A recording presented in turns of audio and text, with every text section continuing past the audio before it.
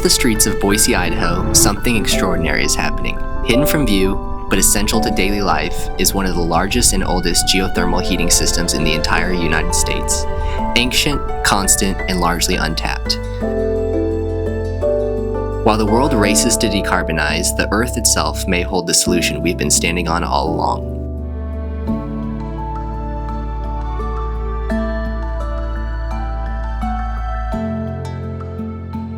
It's important to first define what geothermal is. Geothermal is heat that is trapped beneath the Earth's surface, thus the name geo meaning earth and thermal meaning heat. Geothermal has multiple uses such as heating, cooling, and generating electricity. There are also many benefits that come with the use of geothermal. Firstly, geothermal power plants can run 24/7 regardless of what the weather conditions are. It is also very sustainable.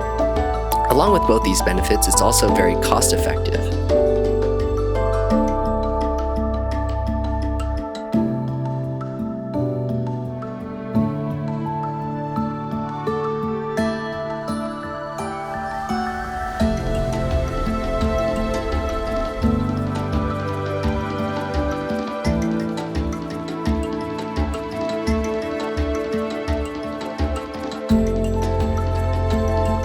Throughout the 1800s, the indigenous people were the first people to use the geothermal energy through the use of hot springs here in the foothills. They would use them for bathing, cooking, or just staying warm in general. In the late 1800s, Boise became the first city to have houses heated using geothermal. But then when gas prices became much cheaper throughout the 1900s, Boise kind of moved away from geothermal until later in the 1900s when it became more popular again, and Boise was looking for a way to incorporate the geothermal more throughout the city.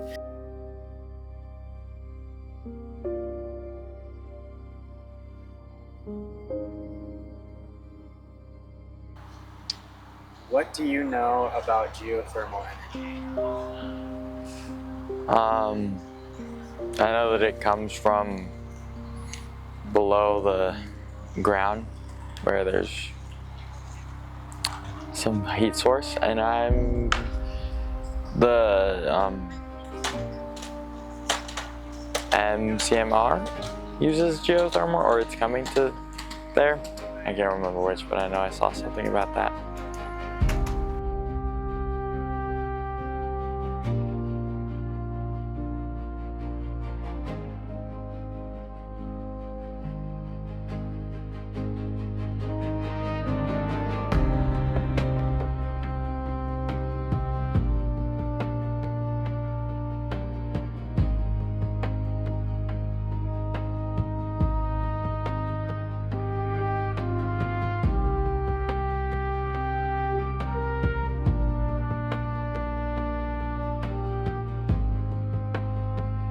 And so here we're standing on Warm Springs Avenue, or near Warm Springs Avenue in the Boise foothills, where it is piped from the foothills along Warm Springs Avenue and used throughout the city of Boise and downtown Boise, as well as Boise State University. The Boise foothills aren't just a backdrop to the city. They are the gateway to the city's natural heat. Beneath these hills lie an aquifer filled with naturally heated water, waiting to get sent to the city.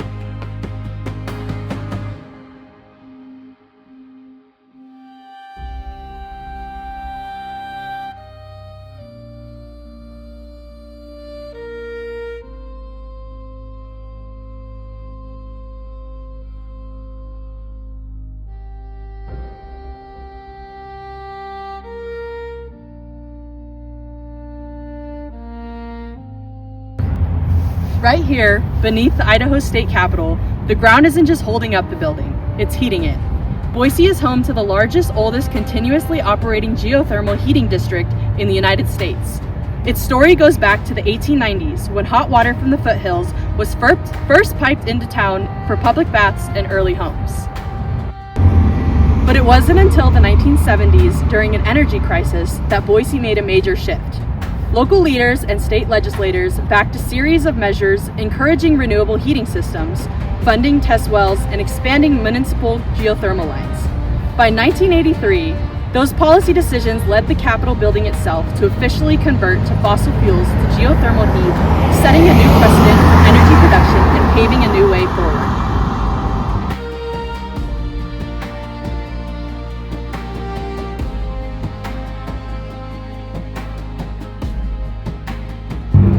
Boise wasn't alone. Around the same time, places like Klamath Falls, Oregon, and Reno, Nevada expanded their own geothermal districts, encouraged by federal research grants and local incentives. Together, they marked a pivotal moment in U.S. energy policy, when cities began turning ancient underground heat into modern, sustainable infrastructure. Today, the Capitol runs on a resource that's local, renewable, and emissions-free, proving that smart legislation and long-term planning can turn natural geology into public infrastructure that lasts. We're here at the administration building, one of the 10 buildings on campus powered by geothermal. Apart from being environmentally friendly, what are some of the benefits of geothermal energy? For one, it's a consistent source of power that doesn't rely on the weather conditions. Secondly, it's a very cost-effective method of producing and storing energy. Did you know that Boise has the largest direct-use geothermal system out of any city in the country?